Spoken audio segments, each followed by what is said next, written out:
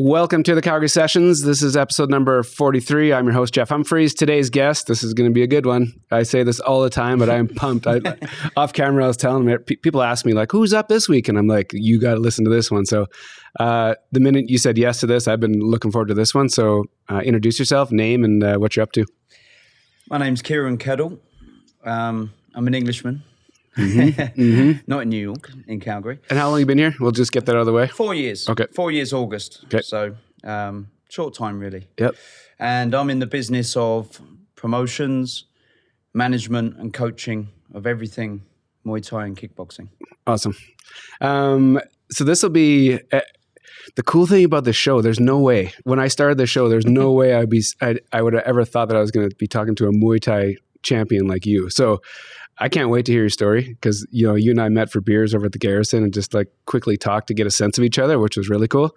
So I'm pumped to get into this one. So you've seen a couple of these shows. Yep. I just like the guests to go back as far as they want to go. So I want to hear you go back to the motherland, how you grew up, where you grew up, kind of what was going on back then, and then we'll just get into it. Yeah. Well, I'm originally from London, and our family sort of moved out to the southeast part, which is an area called Kent. And we lived there for many years. I've got 3 older brothers and a sister too. Yep. So quite a big family. Yep. And we moved when I was very young to a place called Orpington. And a lot of my friends are from that area still. We still speak, years on. And how far is that from like London? Like, well, I know nothing about there, so forgive me if I'm ignorant. So it's really strange, because everything here, of course, you have to drive, really. Yep. You have to drive if you want to get anywhere. But in England, it's public transport. Trains, you can literally get into London within 25 minutes. But you can live like a fair distance out. So public service, just the transport of the buses, the trains are just fast. Yep. Yeah. So, it was about 30 minutes on a nice train from Orpington into central London. You could be there. Okay. So, it was outside. It was a nice town. How big? Population, probably, bearing in mind, population's, I'm not entirely too sure, but at that time, it was probably about 300, 400,000. Okay. Yeah. So it's like big. Well, sort of. London's like this crazy, thing. Yeah. But it was just, I had a good upbringing. Yep. It was, I had good friends. Like I said, still friends of mine now. What were you doing back then? Well, most of the time just playing football. You guys call it soccer, of course, playing football. Yep. That youth wasted, as they say. Like the summer would come along and we'd just be out all day, which doesn't really seem to happen anymore with kids. Yeah. Too much indoors playing this or social media and things. So I think that era of I was brought up in was just amazing because I came about before social media, before you had a phone. So when I become a teenager, start going out, to bars and trying to talk to women and things like that, it was, I didn't have to worry about all that rubbish. Yep. So I had a good life. And when I was 12 years old, my oldest brother, Alan, he was at university and he started training. And he called up. I remember. You say 12, and it's so crazy to hear people that know these dates because it's a moment. Yeah, but it's actually 30 years next month that I've been doing Muay Thai. Crazy, 30 years. Man. So 40 years, 12 years old. Okay. And I remember the phone call. And he used to make the weekly call to home because he was in Manchester, which is about 5-6 hours away from where we lived. So he was up there at university and he started training in Thai boxing. Just for fitness? Just for fun. Yep. Just for fun. And then he loved it. And he called back home and said, you need to find a local club for Kieran because he's going to love it. The thing is with me is I played all sports, but I was a bad loser. And in teams, if you lose, like you just start blaming other people, So individual sports suited me because the only person you could get pissed off with if you lost is yourself. That guy, yeah. Yeah, so anyway, so I went along in 1992. I found a local club and there was a guy running it called Sean Toomey. Was it, before you went looking for the club? Yeah. Did you know the club existed? No. Yeah. No. It just feels like such a... I can't even remember how we found it. You know, it might have been in the days of newspapers. Mm-hmm. It might have been go to your local like leisure centre, recreation centre, and then see if there is a program. Mm-hmm. But we found it anyways. Okay. And of course, the communities anyway. I'm sure you found this with your business. You can connect with people in your own business very quickly. You know, people talk, people know each other in that, and then that's what happened. So I actually remember my first session, like being quite nervous. You know, what do I do when I go there and stuff? And just a little bit intimidated, just based on. No, I wasn't intimidated. You're just like I used to. I mean, even like with competing, you get that sort of nervousness. You know, what's going to happen type thing. Because if you can't control it, that's when the nerves come, right? So I remember. So at that time, there wasn't many full-time martial arts gyms in England. Really, there was some, but not many. Not like now, even in Canada too. But there wasn't many. So this was a part-time. It was once or twice a week. Yeah. And you'd go along, and it was just basically a badminton court. And you had some pads, and I went along with a friend sometimes, didn't go, just went on my own. And being honest with you, it was quite sporadic for 2 years. Yep. I was just going, quite enjoyed it, still played football. Yep. Still, you know, went out with my friends on the bikes, whatever. So you're just kind of interested in a bunch of things. So Yeah. you weren't like all in yet. No. Okay. No. And I got offered a fight. And I was 15 years old. And I was like, all right, Like, you know. what is it? Is the guy that training you is found a potential fight? Like, how does it? Yeah, so his name was Sean Toomey, and he's really my first coach. And I'm still friends with him now. You know, we actually spoke last week. That's awesome. So, he's a great guy. And full of character. And so going off that subject, I need to bring this bit up. Because sure. He's what we call Cockney. So he talks a lot in rhyming slang. Okay. So I sometimes get him to leave a voice note on WhatsApp just to play it to Canadians. And they go, what is that? What did it get? That is English, but I don't know what it is. I just for fun, you know, shits and giggles, as I say. Anyway, so going back to it. So I got offered this fight. I was like, cool, yeah. So, you know.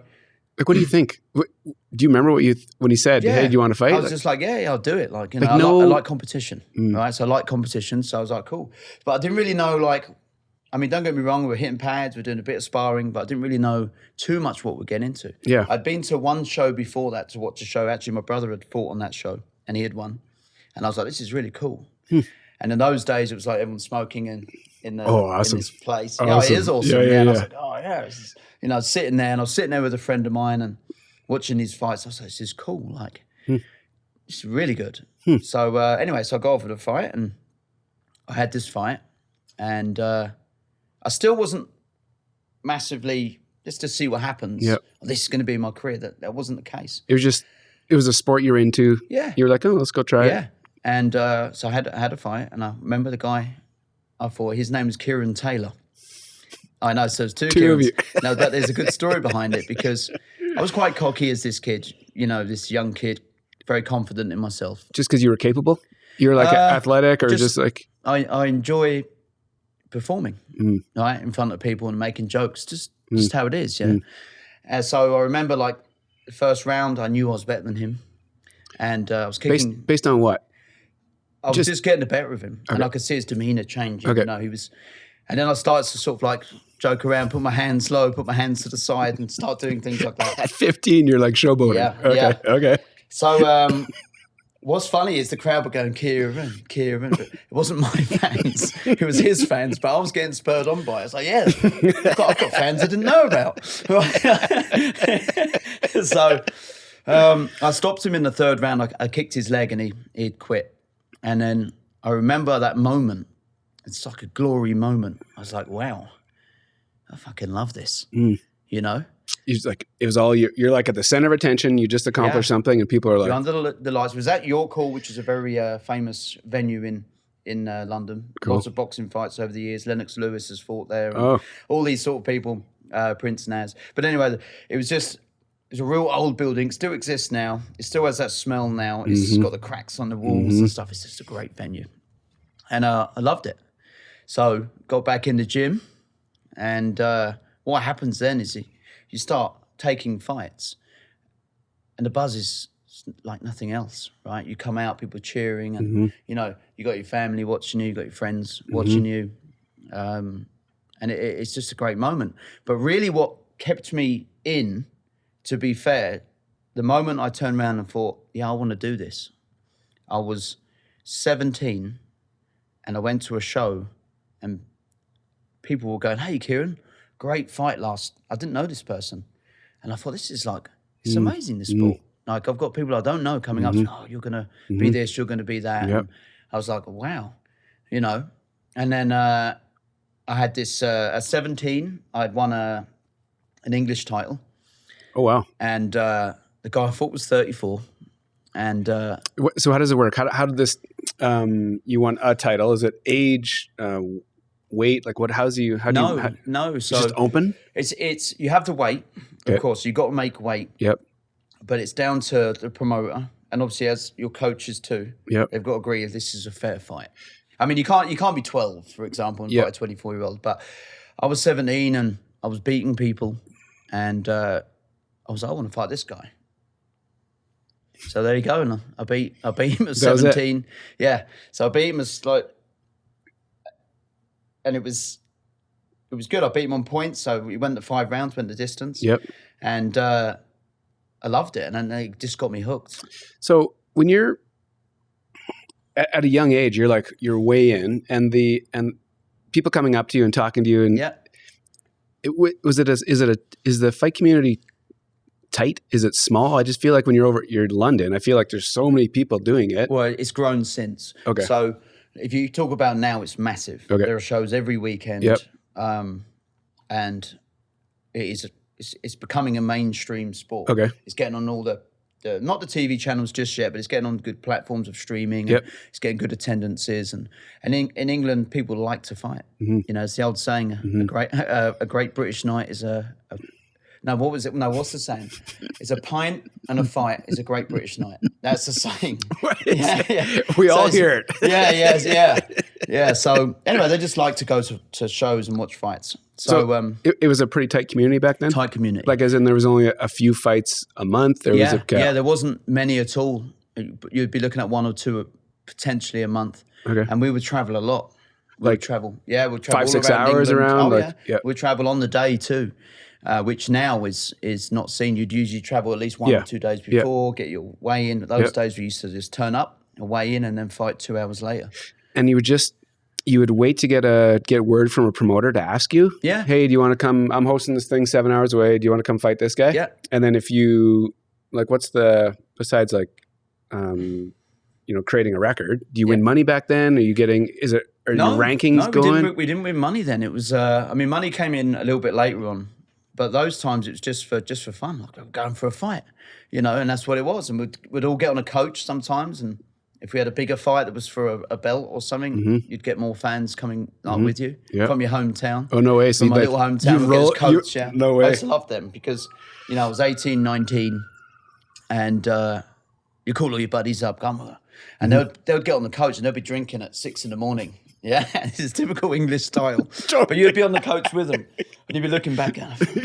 What am I doing? I know, but what would happen is the problem is you'd get to the venue, you'd weigh in, they would go off to a pub, your fans, and then you'd be at the venue just chilling, relaxing, have a little bit of lunch after you've made weight, and then the doors would open, let's just say 1, 2 p.m. And they've been drinking 6, 7 hours now. And you could hear this, Kieran. I'm like, oh my God, I'm not fighting for another 5 hours yet. And you can imagine what they're like in that state. So then I would come out and they'd be, and then we'll get the bus, we'll get the coach back that night. No way. Oh yeah. Just because, you're not making any money, so you just have to Just fun. Yeah. Just fun. And it was just a day out for people. Yeah. People loved it. When's your next one? Because they wanted to fight away from town because you wanted to go to other cities just to see other cities, other people. Yeah. And it was just a right laugh. I can't imagine. Dude. Yeah. It was just good fun. So 17, beat a 34-year-old. Yeah. That was a moment. It was a moment. That 34-year-old was somebody he was good. He was from a really good gym called K-Star, which was in Birmingham. And are you fighting for a gym, like the same gym? Yeah, at that time I was fighting for Keddle's gym, okay, which is my brother's gym, and he's still runs a gym in England. So shout out to him. He's still got a very successful gym. Cool. So they're doing very well. But yeah, so it was really the birth of my brother had basically came down afterwards, and Sean had retired and moved away out the area. So my brother took over the gym, and then we called it Keddle's Gym. So rebranded it? Yeah, rebranded it, which was fine. So he was in? Oh, yeah. Yeah, so he loved it like I did. And he used to compete as well. Okay. And he retired he retired quite young. He had an injury. Okay. So he retired about 27, 28 years of age. Okay. And then he concentrated on coaching and running the gym. And like I said, at that time, we had a scout hall. We put mats down. We'd pull the ropes into hooks to make a ring. No way. Put some bags up. It took about 40 minutes to set up. Crazy, man. And then people would come in, we'd do a 2-hour session on the mats, and then we had to clear it all up again, spray them and put them back. And now doing what you do right now, like we won't get into it yet, but like what you have now compared to what it was. Like it's crazy the difference. And the community feel like you talked about is we'd get, at the end of the lesson, everyone would help clear up the gym, put the mats back, and they were big 6-foot mats, 6x2 mats, and put them back up, get the bags, put it in this lock, do that 3 times a week. Crazy. Yeah. So it was, I do appreciate these full-time gyms now because you don't have that labor anymore. You know, it's just literally lock and key back. Come back tomorrow. Yeah. So what happens after that fight? So momentum started to grow, and I remember like having a little piece like this in a magazine that was going around. I was like, wow, my name's mentioned in a magazine. Just up and comer, or you won something? Up and comer. He's won an English title. Watch out for this kid, star of the future, etc. Yep. I think my mum cut it out and put it into one of those. I think she's still got it, actually. Oh, yeah. Which would be awesome. Oh, yeah. Yeah, she's still got it. And then I started looking around. And it's funny what you start seeing is you start seeing other guys that they would be amazing 2-3 years before. And they were still amazing. But you're like, he's the same weight as me.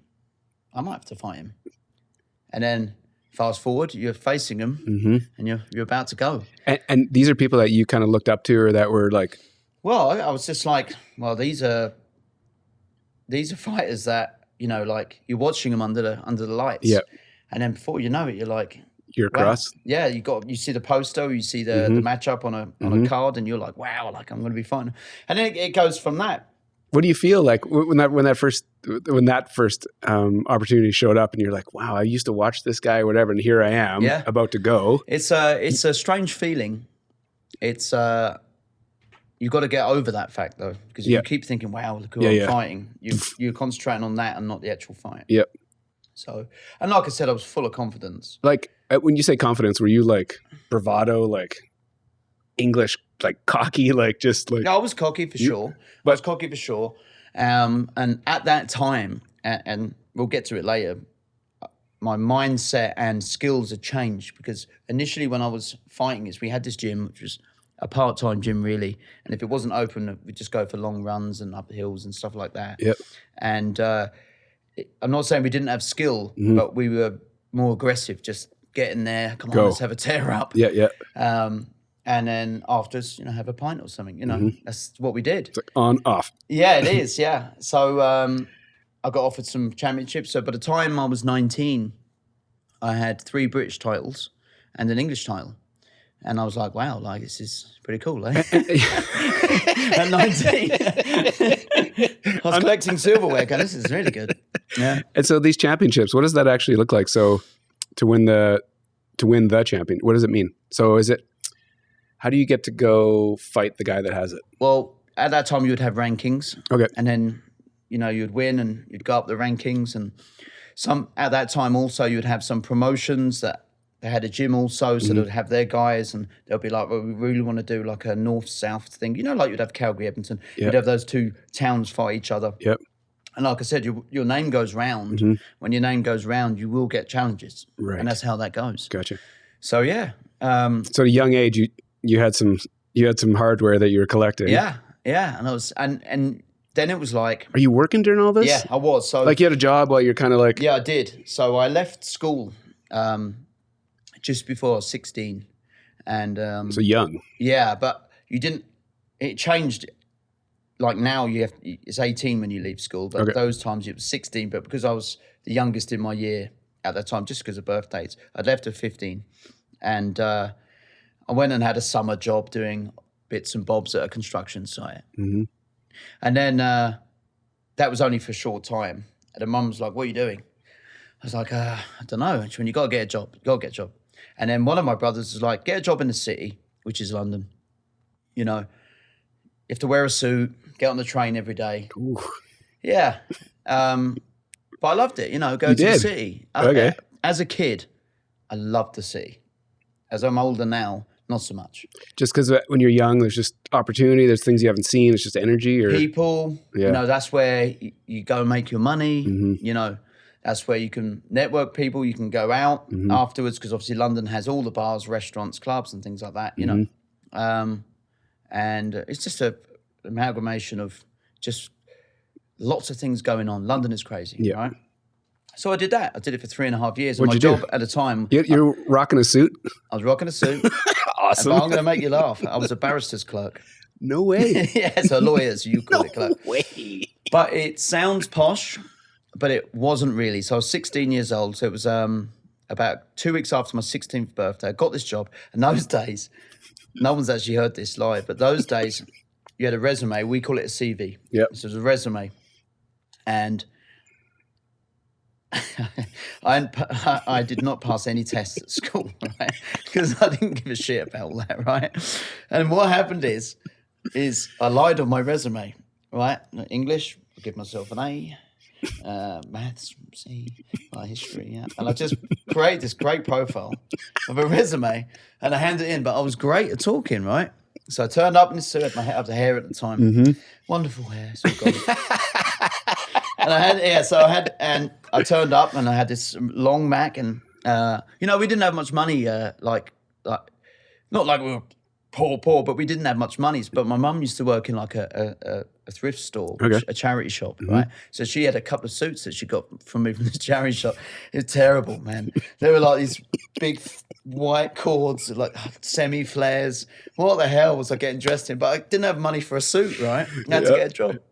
So I turned up and this Mac on, and I remember this day super clearly. So, and you had it in hard copy, your resume, yeah? So I gave it to him. It's the first job I went for. So I went in like that. He said, okay, come back in 30 minutes. We're going to go for your resume. So, and then I came back. I went into this big office. And there's a guy called Michael Gibbs who taught me some great life lessons. And he was mean as hell, but boy, did he teach me some good life lessons of skills of people. And he offered me the job. He said, all right. But it sounds, don't get me wrong, we had about 30 barristers, lawyers, and they call them chambers, which is the offices. And they're very like middle to upper class people. Yep. And basically what I was doing is, in a nutshell, I was making them coffee, tea, binding books, photocopying. Yeah, if you remember that. Photocopying. Had to go over to this big library. If they were doing a case, they would take cases from from the past. I'd go over and had to go up this big set. You know, it's like the library out of Ghostbusters. And I'd be like getting all this, and I'd put them on, and I'd go and little trolley, and you the trolley, trolley, and then you go to this do the post for them and get them lunch and stuff like that. And then what happened is the person above me, he had left, so I took his job.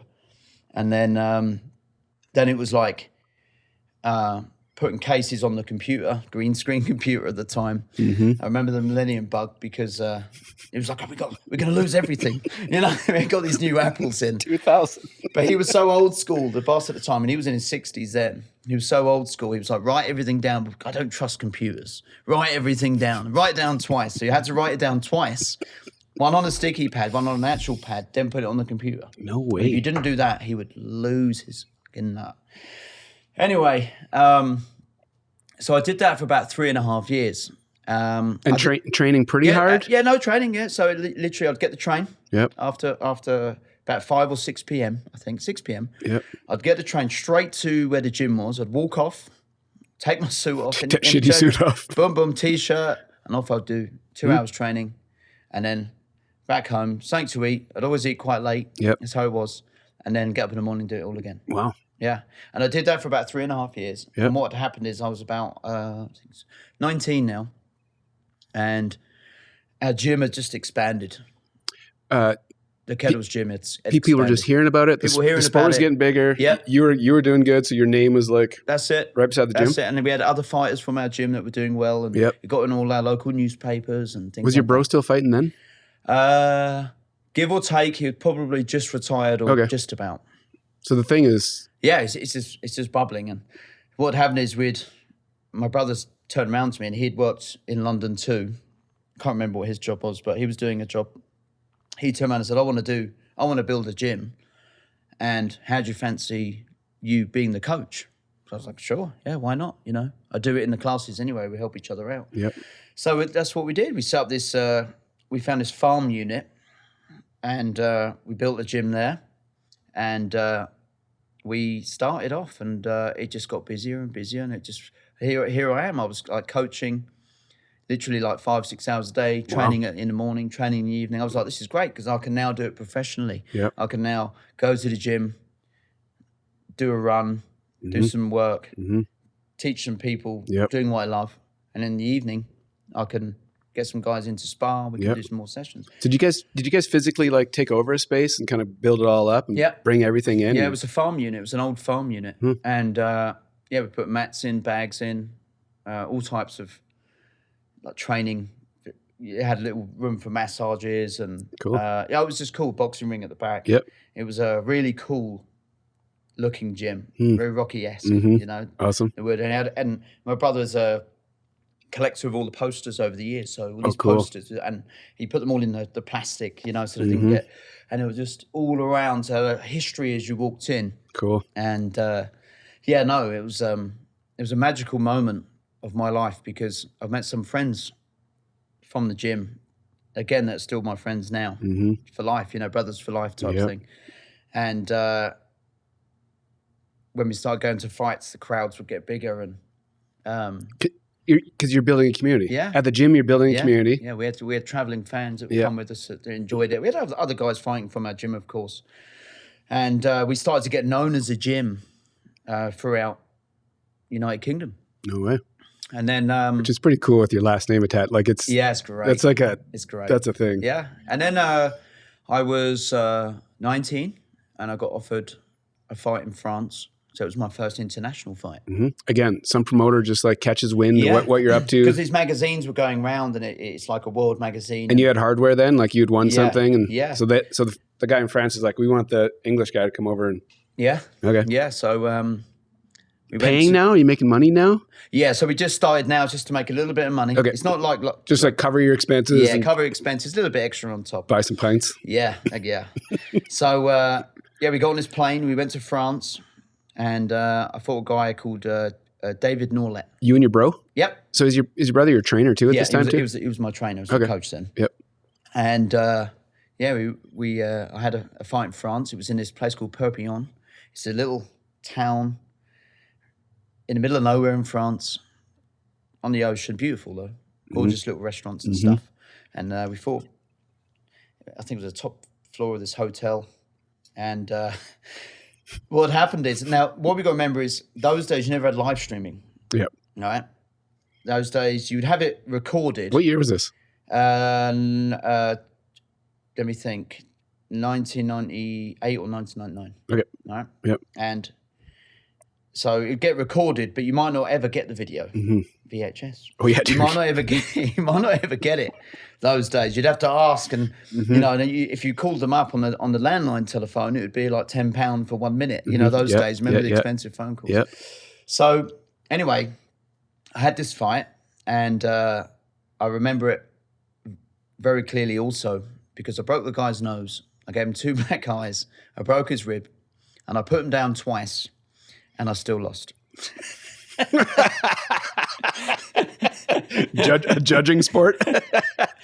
Now this happens still to this day. I can't imagine. This still happens to this day. It's not just Thai. It's all sports. To be honest with you, you go to their hometown. You have to understand it. I'm not saying it's fair, but you have to understand if you go to someone's hometown, you really, really, really either got to knock them out or clearly win. Well, clearly win was what I did, and I was like, and that's the moment of the sport that sucks. Yeah. But it is part of the journey. And could you, in that moment, could you think logically like that, knowing that you're on somebody's home court and you Too could young. like, yeah. I was 19. So you're pretty fired up. You're Yeah, like, 18 or 19. Yeah, and I remember because we had a little after party and we had a few drinks and stuff like that. And I remember, where's my opponent? Oh, he's had to go to the hospital because his ribs are fucked and his nose is the other side of his face. He can't see and he can't breathe. Yeah, I know. And I remember the next morning, like we're just about to leave and the promoter comes and he's also the coach of this guy. You see what goes on. And he's got crutches on. Good fight, thank you. And I was like, shook his hand, like, And and these things do happen. Yep. But it was just, if you look back on it now, Yep. I just think, what a great moment of life that so many people haven't experienced, I got to go as a kid to this town in the middle of nowhere to fight someone. And I was like, wow, like this career's, like it can take me to so many different places, which over the years, as years went on, I started to go to so many countries and fight and compete and meet so many amazing people. And I thought, sometimes you just think,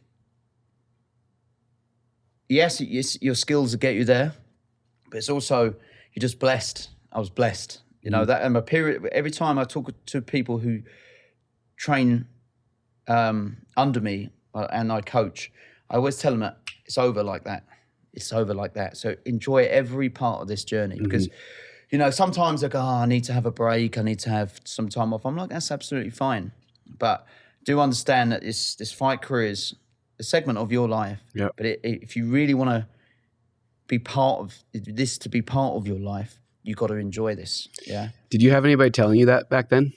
Yeah, I probably did. But you were just like, I'm always going to be this age, aren't I? Now look hair falling out, fatter. I don't know what's going on. So I'll tell you what happened is I got to about 19. I'd won these British titles and my level had gone right up and I was fighting better guys. And I lost a couple of fights. And I lost a couple of fights to people that were just more skilled than I was. And I was like, what am I doing here? What am I doing wrong? Are we doing training wrong? But the reality is those times when we trained, we just got as fit as we could. And we would spar super hard. We didn't even know what ounce gloves we had, whatever. And we would just fight. But it gets to a stage, especially with this sport, is you can do well up to 10, maybe 15 fights with that attitude. Good cardio, good strength, all of this and, aggressiveness. And then you meet someone who's just more skilled than you, right? Doesn't necessarily be as fit as you or strong as you, but just more IQ. And I was like, wow, what's going on here? These guys are like another level. Can I ever reach this level? You knew right away that something was different. Yeah. So then I went to Holland. So I trained I went to a few different gyms in Holland because at that time kickboxing was huge and I had a hero, an idol of mine who unfortunately passed away 10 years ago. He's from Holland and his name was Ramon Dekkers. I tell you now, I don't know if you've ever heard of this guy. Google this guy. He's a fucking beast. Animal? Yeah. So late 80s, early 90s, just a little bit of history, is the Dutch had gone to Thailand in the 80s and they got destroyed by the Thais because they're trying to fight that rule set. And Dutch at the time were training really Kyokushin karate and they were trying to move over to Muay Thai or kickboxing. What happened? They got destroyed. 2 coaches from Holland then went to Thailand and lived there for a short period of time and start to watch them and see how they train and their regime, and then came back and incorporated this skill into the training in Holland. Were they one of the first countries to do this? Yes. Because at the time, you weren't getting many, if at all, any foreigners outside of Thailand competing in Thailand. And then what happened is they created this show, which is Holland versus Thailand, and all the Dutch got beat apart from one guy, and his name was Ramon Dekkers. And he is just stocky, powerful, and aggressive, but with skills. Unbelievable speed, unbelievable power. And he knocked out one of the Thai champions. So the Thais were pissed off. these guys are getting better. Yeah, they're so they coming. call them Farangs. So what happened is they invited him over to Thailand, I think in 1990, and they put him against at the stadium. Now, this stadium, at the time, unfortunately, it's closed down. Now they've reopened it in another area, but at the time, it was called Lumpini Stadium. It's the Mecca. It's where the best of the best fight. What does it look like? It's a huge building. You go in, it's rat infested. It's got the wooden like chairs that go all the way around like benches, bleachers. Yep. Then you've got these little seats on the outside. It does feel like easily 5,000-6,000, 3 nights a week. Yep. And at the time, it was the biggest thing. Football, soccer Yep. wasn't like very. It was still big in Thailand, but I'm talking from a gambling perspective here. But Thai boxing at the time, that's what they went. It was full of gamblers, and they would gamble. What city was it in? Bangkok. Okay. So they would go there for the gambling. So this place, you go in, you could hear the noise and smell. It sounds like a movie, man. It's great. It's a great I just stadium. Can't imagine. Yeah, there's 2 stadiums there. One that said Lumpini's moved to another location. It modernised it. It's not the same. Yep. But there's another one called Rajadamnern, which is the other. There's 2 either side of Bangkok. And they're both amazing. You just have to experience them. Fantastic. The crowd chanting. So anyway, Ramon Dekkers went there, fought their champion, and knocked him out in the first round. And that was when Thai started to take notice. Hold on a second. These Europeans, these Westerners are starting to Figure us out. figure us out. And then what you saw then was Dekkers kept getting invited back to Thailand and fighting their champions. He'd lose some too, and they kept giving him like fights every month. Those days, every 3 to 4 weeks, you'd fight. And how were you picking? Were you magazines back then? Was that how you kind of figure out how the results? So talking to VHS, we had this set called the Black Panther set. And we got it. I didn't even know where we got it from, my brother. He's a weird collector. He collects all these things fighting. And I remember, like, if I had a break of no lessons, and we had the old TV like this with the VHS part, put it in. And then I started seeing Dekkers, and there was a few others called Rob Carmen and stuff. And I was like, wow, this guy's amazing. So that's what's happened there. So Dekkers inspired me a lot. I was like, wow, he's going to Thailand. I'd love to go to Thailand one day. But I went to Holland. And I started training in Holland a few times and met some great people. Did that guy have a gym then? No, he didn't. Okay. He was actually, I went to Amsterdam and trained at a few different gyms. He was actually outside of Amsterdam. Okay. I think at that time he was actually in Thailand. So Okay. I met him later on. So I trained in Holland and then my skill set got better. The IQ got better. It's not just about like throw as many punches and kicks as you can. It was like, no, select your punches at the right time. Move at this time. Use your footwork this time. So now I started to adapt this part of training. I came back to England. Yep. I improved. The people around me improved at the gym. And then I started winning again. And then at the age of 20, I fought this Thai. First time I fought a Thai. Where? In London. Okay. And it was a England versus Thailand show. Okay. And what happened is the promoter had a fighter on and his fighter pulled out. So he called my brother up and said, hey, is Kieran available? It's like 6 days' time. Do you want to fight on Saturday? Oh, yeah. Who against? I can't remember the name of the Thai. So I fought this Thai. And my reward, it worked out really good for me. My reward for fighting, I got a little bit of money, not much, but for helping him out, because trying to find a last minute stand is difficult. For helping him out was, I'll pay for you to go to Thailand for a month and for the flight. And I remember I didn't have much money, so I was like, this is a big deal. So I fought this Thai. I couldn't hit him. He was just so slippery, so good. And then I lost on points, right? But at the end of the day, I took the fight on 5 days' notice. Yep. It was against a high-level Thai. Yep. I had a lot of fun, and the crowd loved it. You know, I was trying to put a bravado on, and so was he, and we went for each other. So I then got my taste of Thailand. So the deal was he was just going to send you there so you could get a sense of it, or just to go train or to go fight over there? He had known that.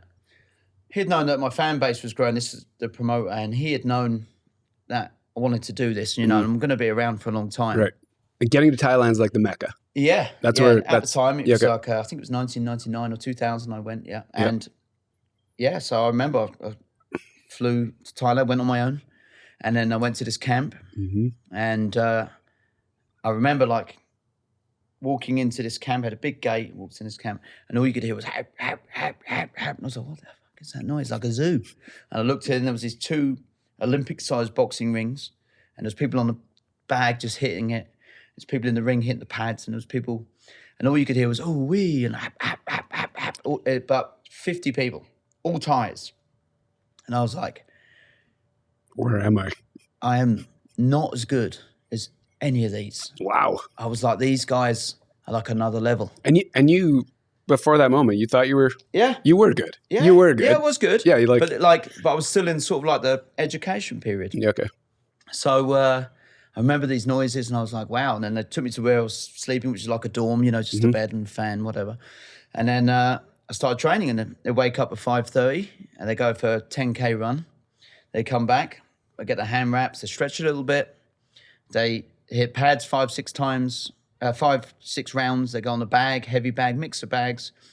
They get you in the ring. You do some light movement. You do a lot of clinch work, which is inside, and you just work knees, and you basically build your strength up. Mm-hmm. And you do pull-ups, push-ups, crunches, and that's your morning. And then you basically just chill. Comes to 3 p.m. You skip with a heavy skipping rope for 30 minutes. And then you repeat the process, what you did in the morning, but it's a little bit more intense, right? And then, so it's a 3-hour session. So you're basically training 5-6 hours a day. Wow. 6 days a week. And I loved it. You wake up sore. You wake up frustrated sometimes because you're clinching or doing light sparring with these guys and they're making you look like a fool. Mm-hmm. You're getting swept, you get thrown on the floor. Mm-hmm. And it's, Jesus, but you got to get up. Yep. And what they liked out there was, I kept getting up, I kept showing up. And then what happens is, they don't say much. They hold pads for you, yeah, good technique and good this. But if they realize you're serious about it and you want to stay there and you want to make a name for yourself, then they'll pay you way more attention. Mm. And this is what happened. I stayed for a month. I trained my ass off. I came back and I was like, I want to go to Thailand. I want to live there. I need to fight some, get some money, save, not do anything for 12 months. Just save up my money because I want to go. This is where I want to be. What do you love there? Do you love the routine, or do you love that your skill set was getting better? Like, what got you hooked there? The fact of the matter is, without sounding too egotistical, is at the gym I was at, I was the best by far. I was the best by far. Yep. Right? And then I always, as I said earlier, I like challenges. And I went there, I was now at the bottom. Mm. I loved it. So you like to fight. Yeah. You like to climb. Yeah. Mm. I loved it because the reality is that all the Thais in the gym would just beat the shit out of you every day, right? But you will get better if you keep at it. Yeah. And it's just, I love that, you know? And the other thing is you could literally fight every day of the week. I mean, you couldn't because your shins would be smashed to pieces. You'd get cuts and things like this, right? Yeah. But I wanted to fight so often in England, and it wasn't always possible. Yep. So going there, you could fight every 2 to 4 to 5 weeks, depending on injuries. So that's what I did. And at 22 years of age, I went and lived there, and I was on and off living there for about 5 years. And that's another experience of life. Oh, I can. And I tell anyone, if you're doing a sport, doesn't matter if it's to be Thai boxing, go to the best place there is and learn it. Because we talked about your life's careers over like that, right? And I went there for 5 good years, and I've never changed a thing. It was just an experience like no other. That again, I felt lucky every day. This is just fantastic. I had some sponsors back at home that would send me some money so I could stay a little bit longer. Were you working at all or no? No, just doing that. And So I'd fight for money. In Thailand, or were you kind of bouncing like? No, I'd fight for money. I literally would. Yeah, I'd fight for money in Thailand. So I'd save some money, of course, before I went. Yep. And then every time I fought in Thailand, you'd get not much money, but some. Yep. And I'll just put it back into the gym, which would pay for my food and my accommodation, a shower, etc. I say shower, you get a bowl of water and put it over your head. It's no lie either. You go into this room like this and just a bowl of water, and that'd be it, And I loved it. And was it promoters? Simplicity. Or was it just there were so many fights you could literally just like put your name on a list and go fight? Yeah, no. So what would happen is the owner of the gym, he would come down. He would say, right, Kieran, do you want to fight on this show? Yep. Oh, yeah, sure. And then he would tell all the coaches, and they would set me together like a plan. Okay, he's fighting in 3 weeks. Up his training here, make sure he's training there. So, was there any of the other Europeans there? yeah, I mean, in and out, you'd get some Europeans.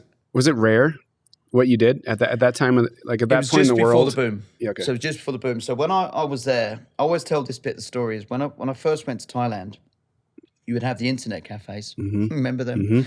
And dial-up shitty internet cafes. Brilliant. Right, and then yeah, you'd have to watch what you say because there's a person next to you. MSN Messenger. Come on. So I remember people reading the book, The Beach. Oh yeah. Okay. Yeah. And I remember, I don't know how long, maybe a year or two later, going into these where you could chill and relax in Bangkok, and I would have those big seats, you could just beanbag style. Yep. And I remember having like it was a copy that was going around in all the bars, and you could watch a movie, just a chill night, because I couldn't drink because I had fights coming up and stuff, so you just have to just find other things. Yep. So I'd just sit there, and of course the film The Beach had just come out, and it had played, and it was a great movie. I love that movie, really is. But the following year, I saw a difference completely to the population of tourist trade. It was just literally overnight. Streets were getting packed. And then I found also there was that book, I don't know if you ever had it here, it was called Lonely Planet. Yep. And that sort of, everyone had one. Yep. You could see it. I was looking around, all the tourists had these Lonely Planet books, where to go, and you go through it and find all these little things. And of course, what you did get before in Thailand, you would have mainly like men would go for training or, the other things that you do in Thailand. Yeah. And then you did have families go there, sure you did. But you never really had like solo travelers, female solo travelers. You never really had them. And then you started to see them too. So because Thailand was more accepting of everyone coming because they understand it's tourist trade.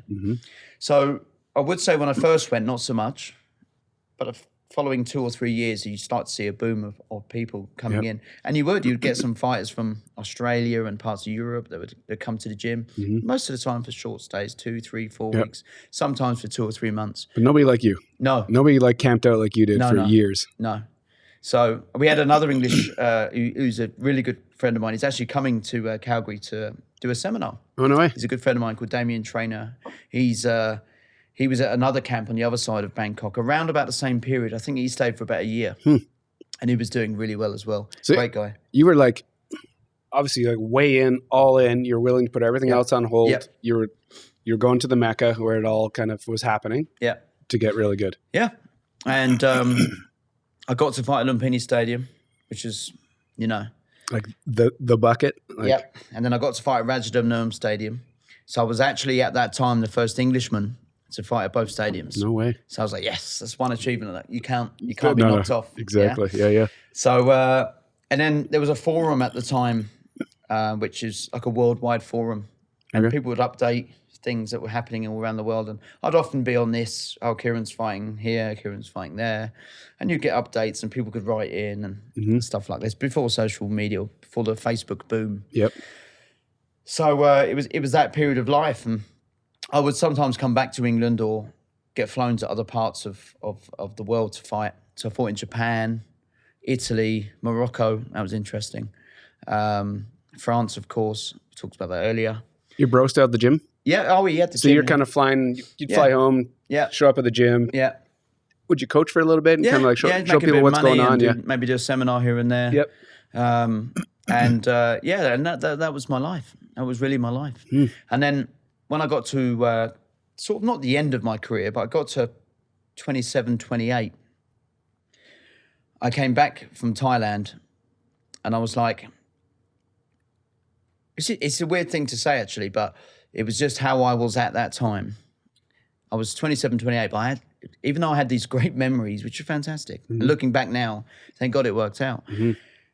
But at the time, I actually came back and I stayed back at my mum's house, right? And I literally had nothing. I had nothing.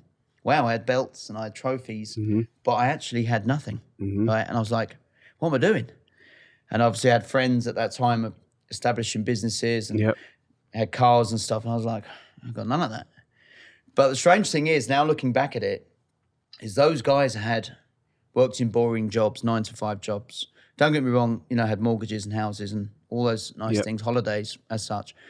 But they would trade everything to be in the position I was in. But weirdly enough, I wanted to be in their position. I didn't know.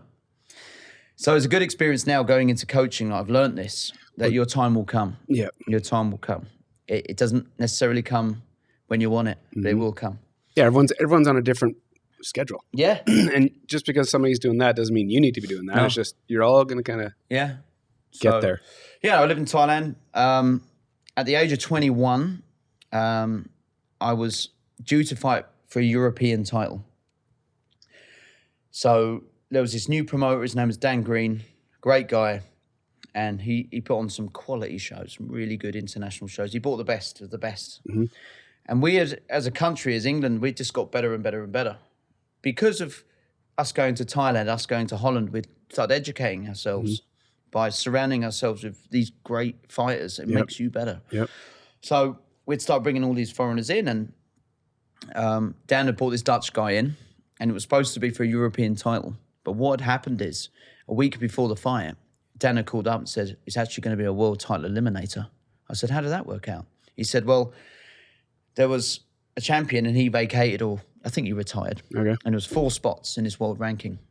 You were number 4. The Dutch guy's number 2, right? So I've managed to speak to the association, and the person who's number 1, he's English, is another guy, and he's going to fight the Thai that's ranked number 3. All right.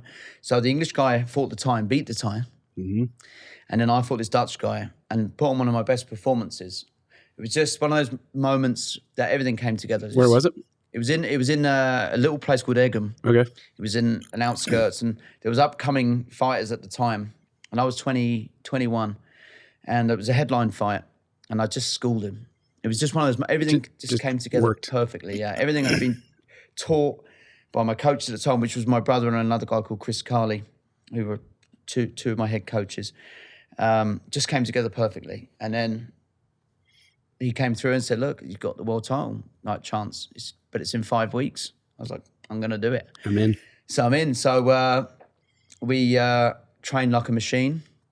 I remember I had this foot infection, which is horrible, but I'm going to say I had this foot infection. I don't even know where I got it from. I had a cut on my foot. It got infected, went a bit green. So I had to go to the hospital. They cut it out and all this pus went everywhere. So I had to strap up my foot. So it was a delay to my training. So I couldn't really use my right foot. It was quite painful. And I remember we used to do this exercise. We bounce on tyres to get your legs strong. And I remember looking, oh, I feel good. I looked at my foot and the rest of the pus had come out on the tyre. Horrible. Anyway, so going in, I know, but I had to say it. So I strapped my foot up. I had this fight, and again, it was just one-way traffic from start to finish.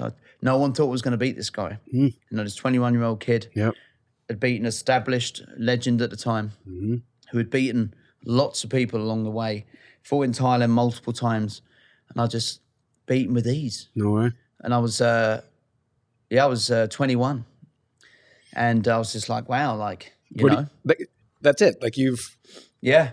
And everyone, because we had to go, it was in another town called Leeds. Everyone and from that area was like, this Keddle's got no chance. Because I was literally a boy. I really didn't fill out till I was in my mid-20s. This was an established guy, he had the biggest fucking legs I've ever seen. They're like rhino legs. I was like, oh. And I remember looking over. Were you confident? Yeah, I was confident, but I just remember looking over at his legs. I turned around to my coach. I can't remember if it was Chris or Alan. I went, fucking legs. Actually, true story is round 1, he threw a low kick at me to kick my thigh off, and I checked it, which you block with your shin. And I remember having an electric feeling down my legs. He obviously hit a nerve. And to this day, I still have that feeling. No way. If I touch a certain part of my shin, it goes straight down to my foot from that guy. But it was worth it because I've become world champion. So, and so what happened is talk had got round, and they were like, well, now you've made a name for yourself out of your city. Yep. You've come to another city. You've beaten the top guy. But there's still someone else. So there was another guy that was ranked number 1. I was now ranked number 2. And this guy, who's a dear friend of mine now, he's actually an established actor. His name's Warren Brown. And Warren was the star of of British Thai boxing. Okay. He really was. He had beaten all the top names. He'd gone to Italy. He'd won a world title. And he was from a great gym of really good fighters. And I've watched him many times beat many guys. I remember we talked about looking up and thinking, wow, he's my weight class. And there it was. We travelled to fight this guy. No titles, nothing. It was just number 1 versus number 2. And I beat him. And it was a good fight. Now, he was really strong, but I was just stronger in the clinch. I was very good at getting inside and just working knees and elbows and just being full on, from start to finish. I had good gas tank. And, I beat him. And again, it shocked people because you've beaten now this guy and that guy. Fuck, this kid's good. And you're a kid. Yeah. And you're young. Yeah, I looked it too. And like I said, Warren's a really good friend of mine. Warren actually got me a gig years later because he went into acting and he's done movies and television series. Really, really, really a great guy. And he got me onto this reality TV show, which was helping an actor called Idris Elba to become a kickboxer. So do you know who Idris Elba is? Very loosely. Yeah. So I trained him, but it was because of Warren got me that job. So I thank him, for that. That was another experience of what this career has helped me with. So so there I was, and then it was like, right, you need to go to Thailand, because you're number 1. You now need to go and face these Thais. I was like, yeah. So I went over there and I ended up having 29 fights in Thailand. Wow. Over those 5 years? Yeah, over the course of about 4.5, 5 years, okay. And I'd sometimes go back to England and they'll fly in for big international shows that would happen. And there I was just fighting every month and living that life, which was just, you'd love to press the pause button and just soak it all in. Could you imagine when you, when you're young and you're just getting into it, 17, could you have ever imagined that was going to be your life? Absolutely not. Absolutely not. I've only in really recent years or later part of life started to plan things. But in that period of my life, didn't plan anything. Just moving. Because you never knew what would happen. Sometimes you get a phone call. Hey, do you want to fight? Yeah, sure. Yeah. You never knew. You can't plan it. You try to, but you can't. Yep. And I will say this, that period of my life, I was a very different person to what I am now. I think as a fighter, you have to be selfish. Just you have to be. Yeah, your you world have to and be. that's it. You have girlfriends, whatever, things like that. They're not even number 1 on the list. Yeah. Number 1 is yourself, looking after yourself. Because when you fight, you have to be your best. You can't have an excuse. If there's an excuse, you shouldn't fight. That's how it goes. And I never wanted to be the guy, if I ever lost a fight, come out of the ring and go, it's because, no. Yep. You lost because you lost to the better man. Simple as that. Yep. So, even down to family birthdays, weddings, can't attend, I'm training. But the people around me understood that, to be fair. Yep. They understood, don't worry, he's got a fight coming up. So he's got to be, the next 6 to 8 weeks, he's got to be living like a monk, early nights. But big sacrifice. A big sacrifice. For a lot of years. For years, yeah. But great. I wouldn't change it. And when you came back and you were a little bit older, 27. Yeah. And you're looking at your... Yeah. Is something starting to change in your mind? I wanted something else. Because you'd accomplished a lot in your sport, right? Yeah, I'd accomplished, and I was good at promoting. I was good at management of people and getting people together for things. So my other brother was part of the gym. He was like, well, let's promote some shows. It's a good income. It's something where we can get all our gym to compete against another gym or another city or town, and we could start doing that. So I started to get into promoting. I think I was 27 or 28 years of age, which is young for a promoter, but it was good because I had my name established from fighting. So I had all the networking there. So it was quite an easy step. So the phone rings and it's you on the other line. They're like, oh yeah. And my brother had a gym. So we had what I call a skeleton crew. So if you're doing promoting, if you've got this skeleton crew, you've basically got the core there and all the meat that comes in around skeleton is the other fighters that come. So you've got that and they would sell the tickets. They would bring the fans in and then you would have to do the matchmaking. Yep. So we did 4 or 5 events out of local town hall. Yep. I was still fighting. So just started getting into the promotion side of things? But I was still fighting. So there was a lot going on. I was still coaching, etc. And then, you know, like you're still discovering and finding out who you are. And someone told me a while ago, I remember I was 31 years of age actually at the time. And this guy turned around. He said, I didn't really know myself until I was 40.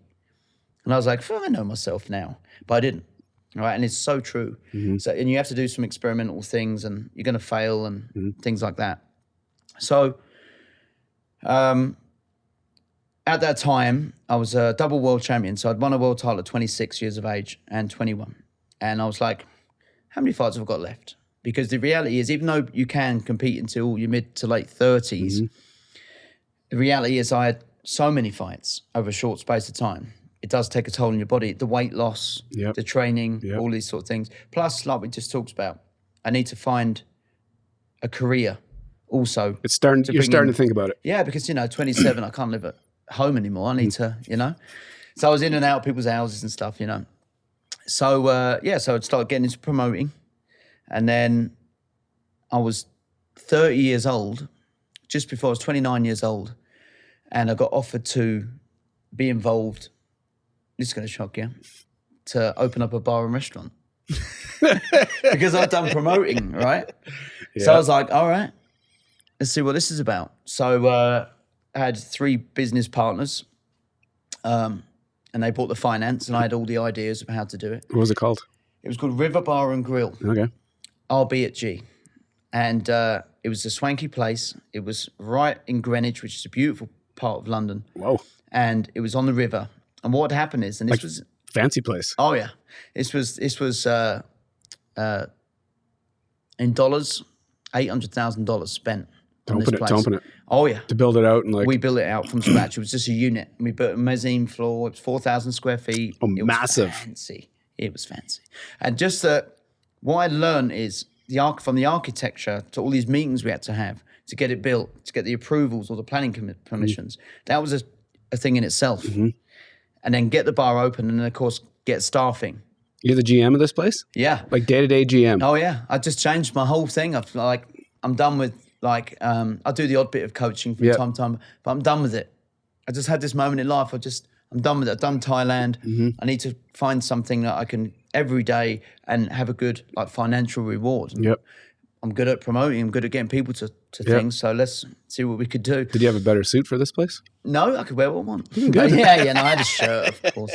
So, that had happened. And so what happened is we started to build it, but I don't know if you had it here in Canada or not, or Calgary even, or Alberta, so we built it right on this river walk. See, the river was there, the Thames, and we were right here.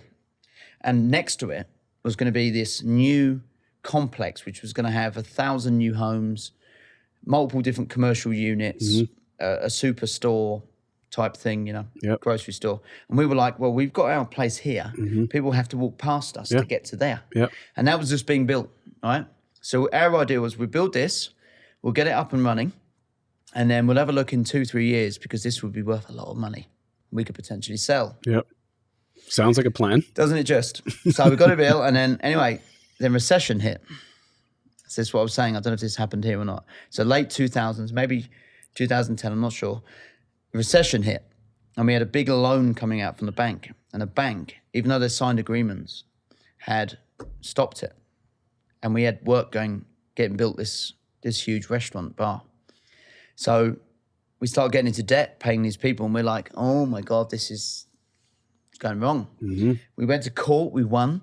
We got the money 6 months later, but we'd run into 6 months worth of debt, so we had to use that to pay off that. And we finally got this thing open, right? And it was amazing. It was a lot of work. We had every weekend we'd have promotions going on. We'd have different, Friday night was disco night. Sunday would have your family come in for lunch and things like that. And then what happened is because of that recession hit, the buildings next door didn't happen. So we were a standalone unit. On an island over there. Literally, not an island, it's just I know, but nobody else around you. So we were like, oh no. And it just stopped, completely stopped, right? So we had the bar open for about a year and a half. fantastic, stressful times, but I learned so much about myself. So much about myself and how to promote, how to talk to people, how to email even, how to go back and forward, how to network. Yep. From that, the moment I walked away from it, because it was just, we had too much debt. Yep.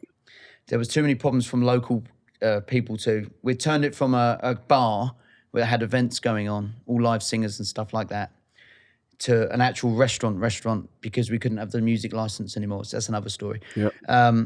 And it lost its vibe. So after about 3 years in total, including the build, 3.5 years, I turned around to the 3 guys and said, I can't do it anymore. I'm literally working till 1, 2 in the morning, getting up at 5, 6, and I'm coming here. I'm trying to push this dream for everyone, but just can't do it. They were like, yeah, cool. And I walked away and I went back into coaching and I fell in love with coaching again. Back to the family gym? Your brothers? No, actually, no. You were somewhere else? No, so what happened is I established sort of my own I wanted to coach at that time fighters. So I established my own gym in another town. And I wanted to train fighters. Because even when I had the bar restaurant, if I had a few hours free here and there, I'd still go to the gym and coach people. I liked it, I still enjoyed it. But it was just as a business, as a career at that time, when I was 27, 28, I was like, let's try something else. And it failed. But it was a real success in terms of what I learned to this day. Yeah. So I'm glad I took away all that. I'm not glad that I went bankrupt, but, the finance side of things, but I learned a hell of a lot and I learned to rebuild myself, which I did. So I rebuilt myself. I set up my own gym. We started to have lots of fighters from all different gyms come to me. To get trained? To get trained by me. I was like, wow, this is great. So I thought, let's have one more fight. So I had one more fight. And what happened is, during as you probably know, I have a problem saying no. When I had the bar restaurant, I actually took a fight. And I should never have took a fight. Never. Because the reality is, and the true story is behind it all, is I was never going to fight someone that's a pushover. Because of my name was still established at the time. Yep. The guy I fought, and he's a great guy, good fighter. He'd gone to Thailand, trained 6 weeks, 6 hours a day to fight me. I was training 3 times a week, so I had a bar restaurant. Yeah, you're up at 5 and working till 1 and Yeah, I made the weight. I looked terrible condition. I wasn't fit, and I lost on points, and it was embarrassing. Absolutely embarrassing. And I remember coming out the ring and said, that's it. I'm done. All right? I can never fight again unless I have a real training camp. And at the time, because I had the bar, I don't think it's going to be possible. Mm-hmm. So a little bit of time passes and, I'm back in the gym teaching fighters. There was a couple of coaches in there. I was like, yeah, just one more. But I'm going to have to get all these fighters that train underneath me. They're going to get pushed aside. Yep. So for 10 weeks, I'm going to train my ass off. 10 weeks. And I trained my ass off for 10 weeks. And I beat this really top-rated double world champion for one of his world titles. And I beat him so convincingly. And it just showed the difference of really when you put your mind to it and really when you train hard, the difference between drifting and then just really. But after that fight, I turned around to multiple friends and family and said, I can never fight again unless I can have that time dedicated to me. But, 10 weeks, it was I wasn't earning any money, of course. I was just thinking about this fight, which is earning money, but I was getting such a good reputation as a coach as well. I enjoyed it. So I went back to coaching and my team grew. We started to get some really good fighters. They started getting the rankings. Mm-hmm. Then my gym was like, oh, Kieran's got this gym. He's got so many good fighters. And then the gym just got built. We moved a few times. And I think in 2016, it got Gym of the Year. No way. So I was just like, wow, this is fantastic. I've turned it around, I really have turned it around. And I said it before, I was blessed that I started Thai boxing. I never knew 20 years later from when I started when I was 12. I didn't really start competing until I was 15. But I didn't know 20 plus years later that I would have my own gym, have a business, and this is me type of thing. It wasn't really till my mid-30s or maybe early 30s I was like, right, this is what I'm going to be doing, definitely. I've tried other things. I failed. Yep. And this is what I want to do. Is it interesting? You can look back, right? Yeah. And you can see everything you did Yeah. led you to these moments. Yeah. And now it makes a lot of sense. Oh, yeah. But when you're in it, and well, you can tell me, but when you look at other people that have like a structured plan, Yeah. can be a lawyer, a doctor, Yeah. and they just get on that path and they go. Yeah. And Fair play to them. which is sometimes you're jealous, right? You're like, Yeah. well, they got this path. Yeah. So as you're on your path, you're like, well, I feel like I'm doing the right thing, but I don't know where this is going. But now when you get to when you reflect back on it now, you're like, it all makes perfect sense. Yeah. No, it does. It was just like the stars aligned. So do you, now when you're coaching people, how do you explain that to people? To almost like trust what you're doing. I don't explain it. I never explain it to a student straight away. No. I get to find out about them. Mm. And then when you develop a relationship with them, sometimes it takes a few fights, sometimes it takes some years. Yep. Your stories will come out to them. Mm. Yeah. Just in little moments. Because they've got to learn stuff too. Yeah. And you can teach them to a certain amount, but they've still got to learn too. But yeah, no, I'll always teach them mistakes I made. I try my best. It's not always possible for them to avoid these. Mm. So their journey through life wasn't like this. It was up and down. It's like that, Yeah. And that's what coaching fighters, managing fighters is all about, is my experience, of going to Thailand, getting thrown on the floor 100 times a day and getting split open and being in some dodgy hospital in Thailand, getting stitched up and all these sort of things that happen in Thailand. Yeah. And, but to show this experience, I never blurt it all out straight away. I let a development between us as a fighter and a coach. Yeah. And then it will blossom, and then eventually they'll start to know more about me, but I also know about them, and you get to know them as a friend, of course, and you get to know their family, and you get to know what switches them on. Yeah, yeah, yeah. Because that's a wild journey. There's so many things going on that led you to kind of where you are, and now what you're pulling off now. It's a ride. Oh yeah, it's a ride. Get into how you got here. So, because of my experience of traveling to many different countries, I'd always found myself stale as such. You probably go, really? You just told me about having a gym, etc. But I'd been to America a few times, and I really enjoyed America. I've been to Los Angeles and Boston and Vegas and places like that, and I really enjoyed America. And while I was in America at one trip, I was teaching seminars. Is it like fight seminars? Yep. Okay. Yep. It's great. 100 people turn up. Yep. And, it was just... You'd run them through 2-3 hours, you talk and show stuff. And you go around and help people. And that's just one of the best things, is helping other people, your experience, like we just talked about. So at the time, I was like, potentially, like, wouldn't it be great to coach here? Like, in Los Angeles or place like that. So I started inquiring, like, could these things happen?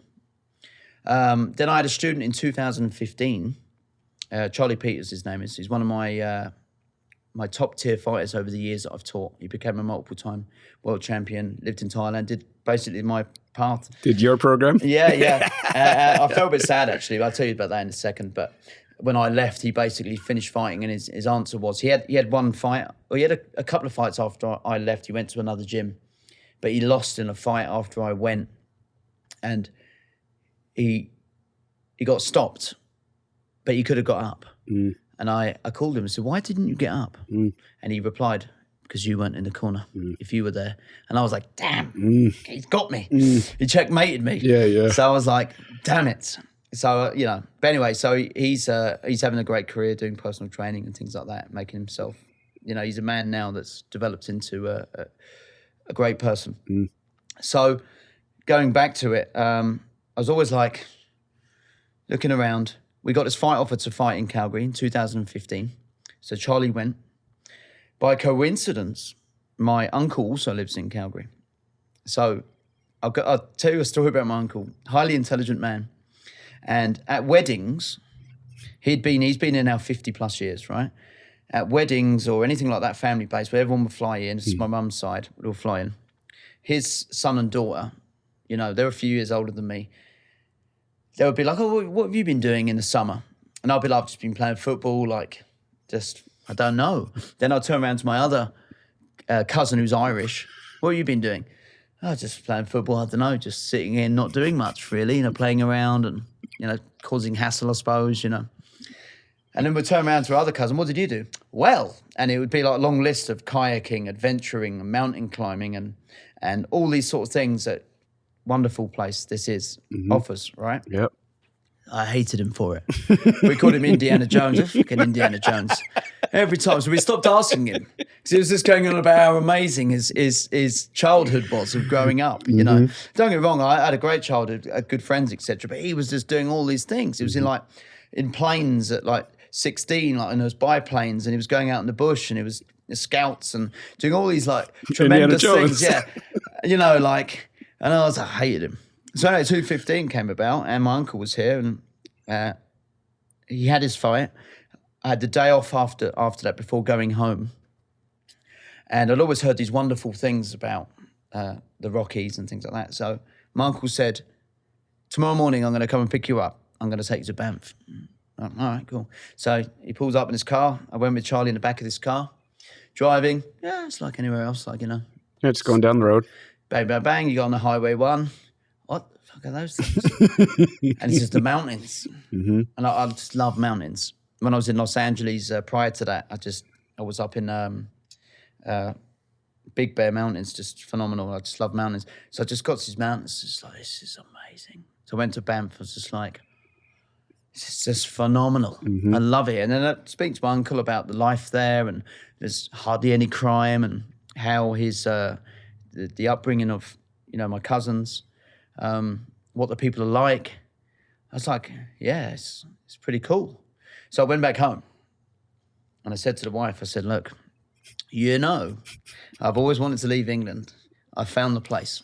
Because the thing is, once you have kids, things change. Of course they do. But if you're looking to move away, you have to start looking at other things, schools, education. Can my kid play outside? These sort of things. You do have to start looking into these things. Yep. When I was looking at Los Angeles before I had kids, I didn't think about schools and stuff. So you have to try and tick as many boxes as you possibly can. Mm-hmm.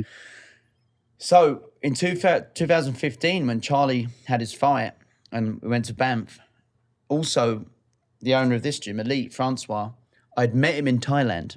Now you see where this story is all tying up. Dude. I met him in Thailand in 2003 or 2004, one of those years. I'd met him in Thailand, and we stayed in touch via MSN, emails, just as buddies. And he had come in and out of Thailand from time to time. He had fighters fighting from Canada, fighting in Thailand. Mm-hmm. And we just stayed in touch. 2015, he was like, oh, while you're there, come to my gym and see what you think. So I was in this gym. I was like, it's a pretty cool gym. And everyone was really nice. There's no bad attitude or anything like that. I was like, oh, that's really cool. I said to Charlie, it's really great here. He said, it's really good. I said, what a way of life. And then my uncle being here and then telling us how great life was. And then I was very lucky to have a AAA steak. And it's the best, isn't it? Alberta beef is the best. Yep. And I've not just saying this, I've been around the world. Mm-hmm. I've had food from all over. For steaks, beef, you cannot beat Alberta is the best. Mm-hmm. So I had all this great experience. I came back, I said to the wife, listen, I think we need to go to Canada. Really do. Crazy. It's a phenomenal place. So we're like, well, I'm not going to go unless we go on a holiday vacation. So I was all right. So we booked it in 2017. So it was nearly 18 months late. I'm a pest. I was like, we're going to Canada, we're going to Canada, we're going to Canada. Stop talking about it. And the visa application is not easy.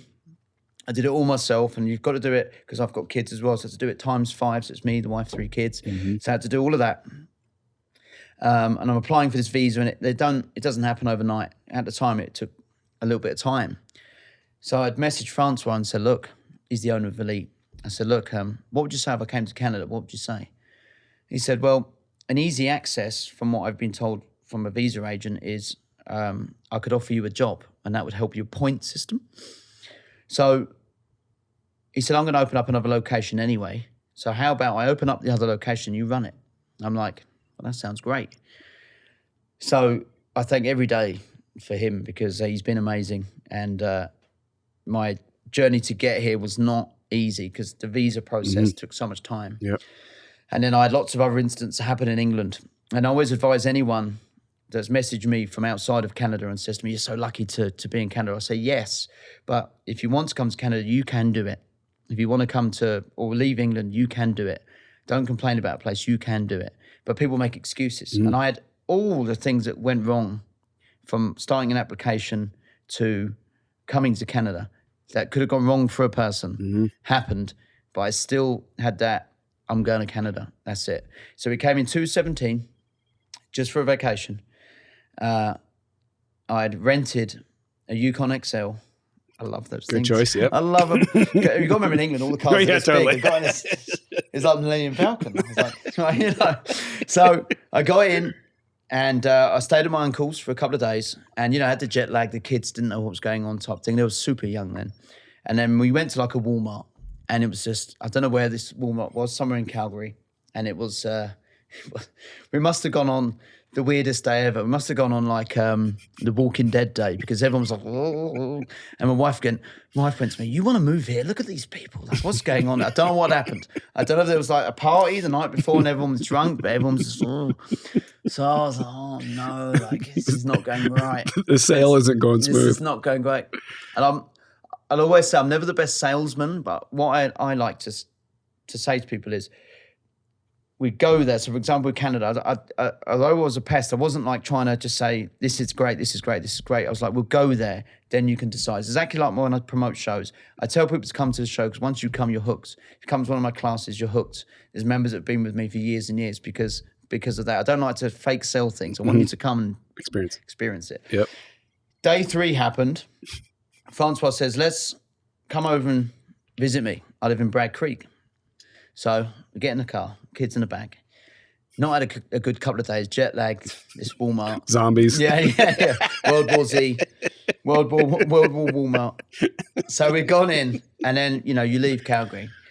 And I was just like, wow, this is great. Bragg Creek's fantastic. So I went into Bragg Creek and I remember the drive back and I'm quite nosy. And I remember just seeing the sign for where we live. And we just pulled in and I turned around and said, "This is where I'd love to live."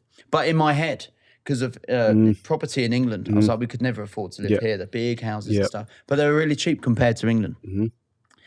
So I was like, right, let's get a realtor. Let's get a realtor. So we called up a realtor. I annoyed the hell out of him. But luckily, he comes over for wine and stuff like that. He's a good guy. He's an older guy. And I annoyed the hell out of him. My phone bill was ridiculous. Yeah, I was pesting him. And we viewed about 8 or 9 houses, right? And I was like, wow, these are good houses. So what happened is I came back to England and I started the real plan. This is the real plan. We're going. We got 12 months. Yep. I need to get a house. The job's now in place, but that needs to work it out with a visa. Yep.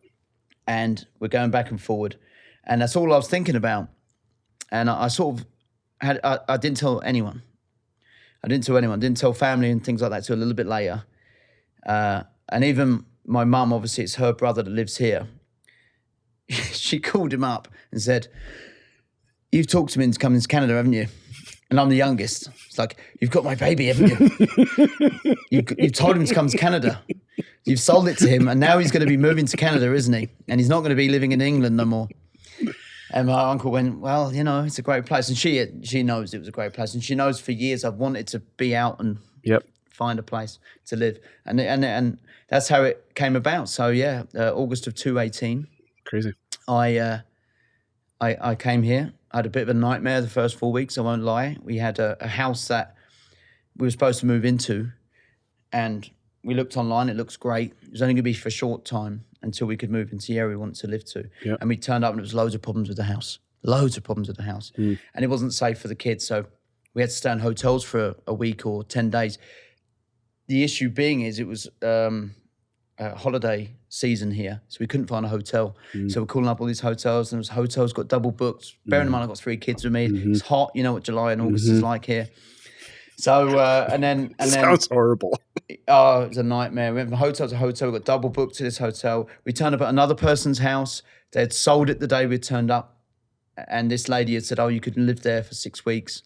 She had sold it. You cut. So I was like, oh, everything was going wrong. And money, obviously, I came over with a certain amount of money. It was going downwards because you have to eat out because we had nowhere to cook. And then something amazing happened, which I'm thankful for every day is I put an advert on Facebook and said, I'm desperate.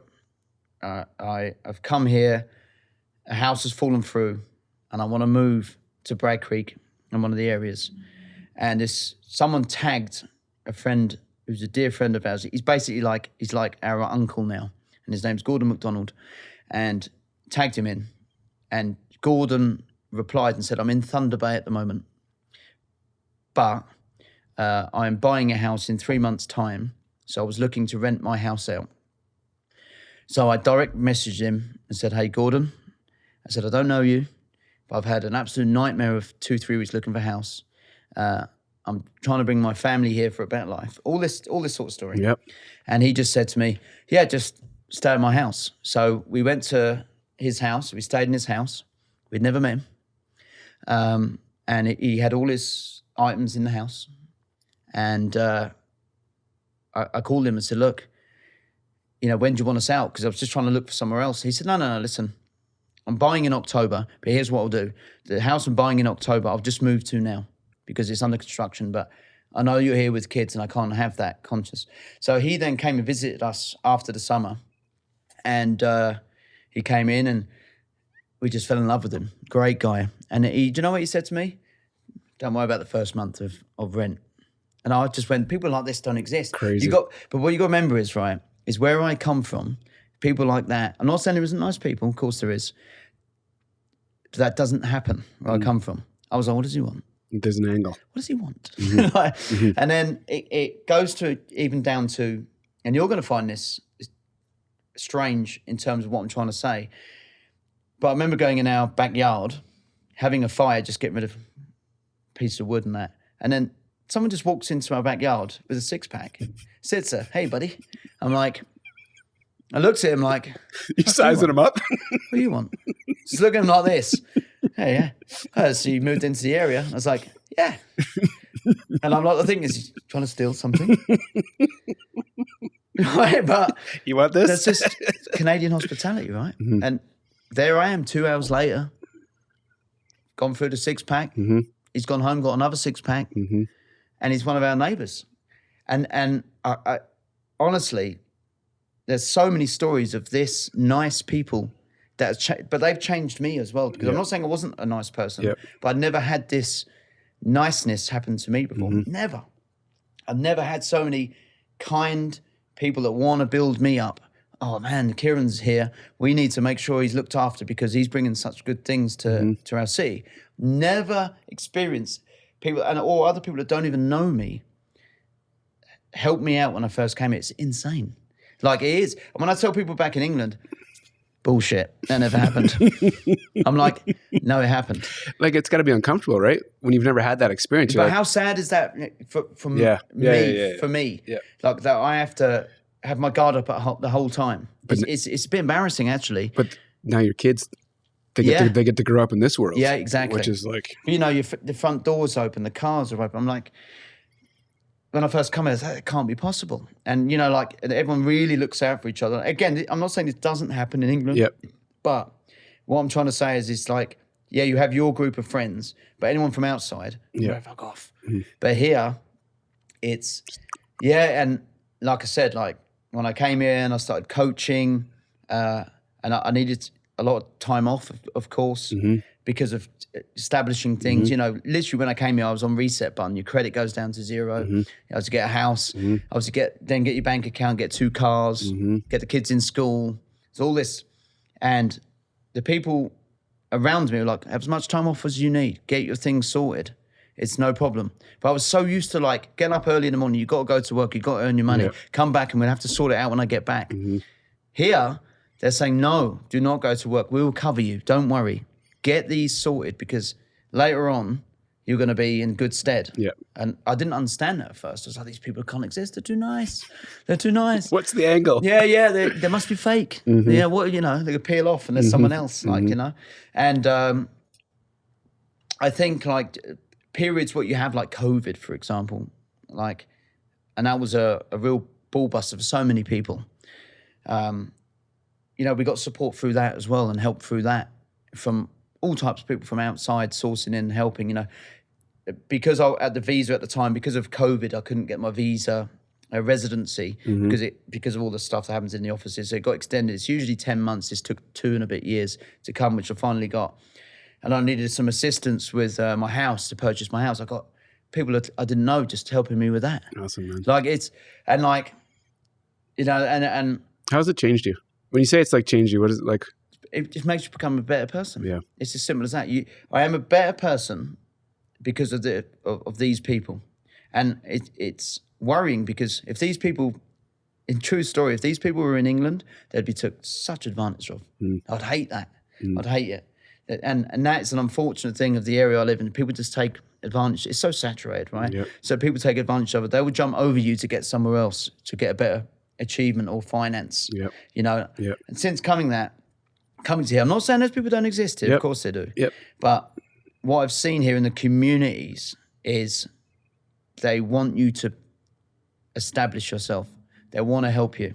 And in turn, that makes you a better person. And then you want to help other people that have come over. Yeah. You know, so it makes you a better person. So, yeah.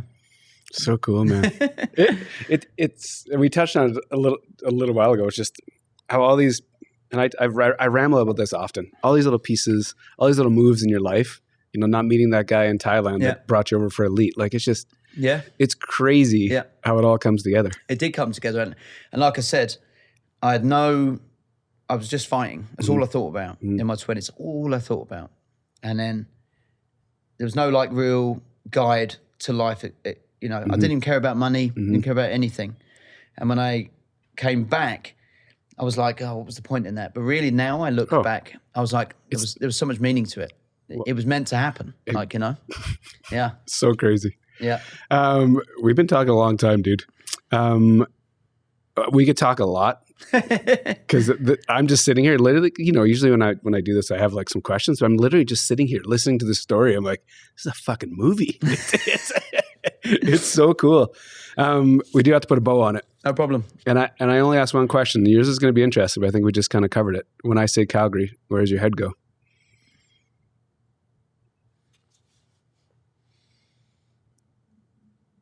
Elaborate. So for me, I'll give you mine. Yep. Calgary for me is everything. It allows me to do, it's given me every opportunity that I can come up with. Yeah. Creative ideas I get to execute on. I get to grow things. I get to be a part of these really cool communities, whether it's hockey, whether it's music, whether it's marketing. I'm a part of all these communities. So Calgary for me is everything. Yeah. So when I ask guests, at the end, yeah. So for me, it's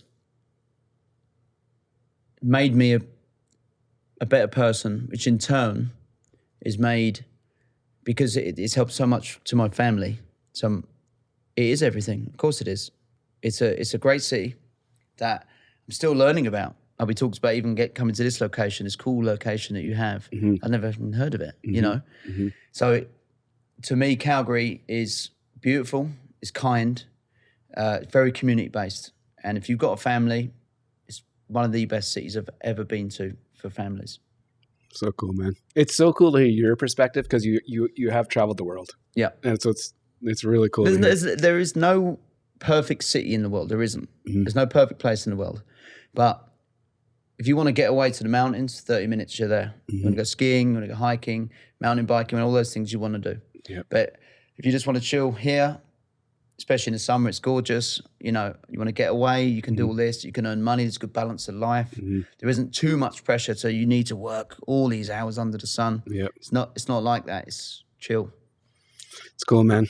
I'm pumped. I'm pumped that we now know each other. Yep. Because thank you for bringing me on. It's been a great talk. It's really cool, man. So you got a lot of things going. Obviously, the fights you promote. I'll link up all your websites so people know what you're up to these days. But fantastic. It's gonna be cool to watch, man. So thanks for making the time. No, thank you.